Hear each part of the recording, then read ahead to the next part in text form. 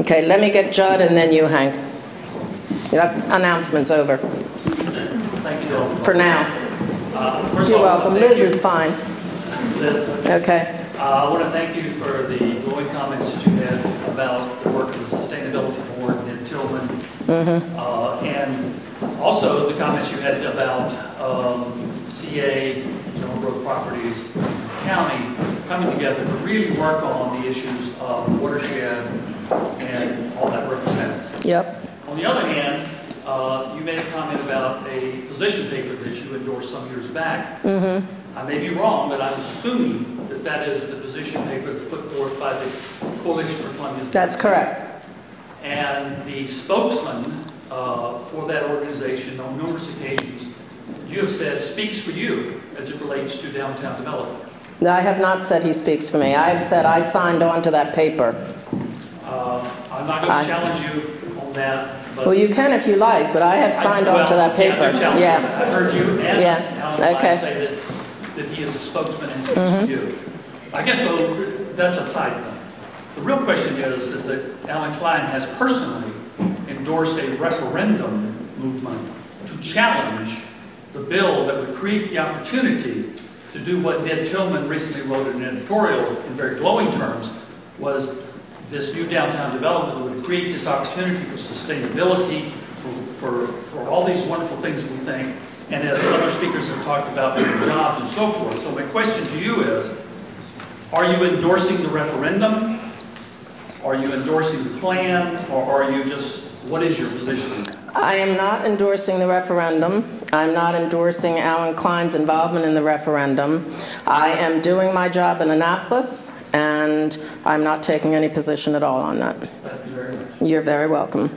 And so that's two people now who I want you to know where everyone is welcome here. All these people who have never been here before and want to pose these questions to me, that is fine.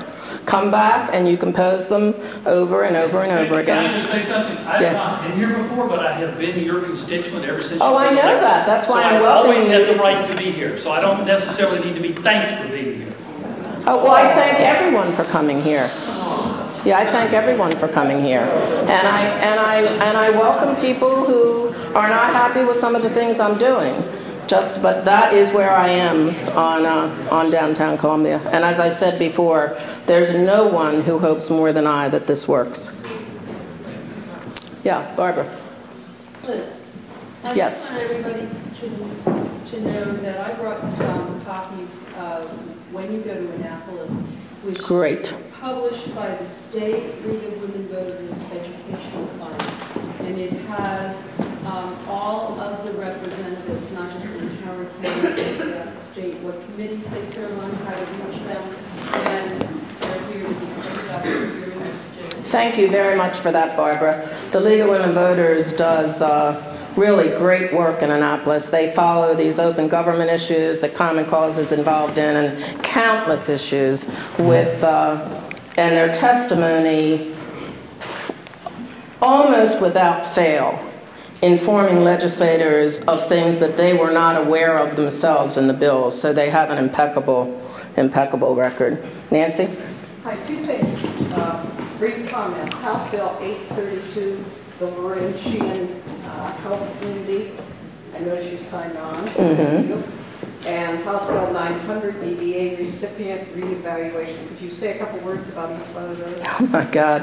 Well, I know that the Lorraine Sheehan thing, that's going to be hard for me to do. Nancy, maybe you can say them. I don't remember. You know, we have, about 1,500 bills in now, and I can't. But if you want to say something about them, you're more than welcome to do it. I know that anything Lorraine Sheehan supports, I'd be very surprised if I didn't support, and that's why I signed on. She was a huge advocate for both persons with disabilities and mental health issues. And her son, her own son, had severe disabilities. I guess that's the word we'll use here, yeah. You can draw pictures. And she was also the treasurer of the state of Maryland for a while she was taking care of him, yeah. Yeah, well, Lorraine, who recently died, yes, was working to get mental health parity with other kinds of health issues for insurance. That was one thing. She's a phenomenal builder. advocate forever. The other thing makes me nervous, the recipient reevaluation, DDA. I just like, if you do anything, I'll research that. That's well, I'll research it too and get back to you. There's some strange things going on there. Okay. I don't know if you're getting ready to leave, Ted, and I don't want to embarrass you, but it's really amazing the number of people who live in this county who play major roles in Annapolis on a volunteer basis. Ted Meyerson, who's in the back of the room with Lloyd, is the head of United Seniors of Maryland, of the whole state, down there watching out for seniors' needs, seniors' rights, very knowledgeable. He and I worked a lot last year on an issue dealing with end-of-life issues and how people can be made aware of what their choices are at the end of life, including if they don't want to know what their choices are, that's fine, but if they do want more information. And he does really great work, and I wanted to thank him. Yeah, thanks. Okay, Angie and then Hank. Did I get you for one? Angie and then Hank, and then Judy. Well, I've known Liz for 38 years, and I've never known anybody speak for her. Is anything happening this year on community associations having standing? No, we went as far as we could with that years ago. Maryland has one of the weakest standing laws in the country. Do you know what does standing mean anything to you? It means that if the government, either the state or the county government, does something that you believe aggrieves you or aggrieves your community, you don't have the right to bring a cause of action against it.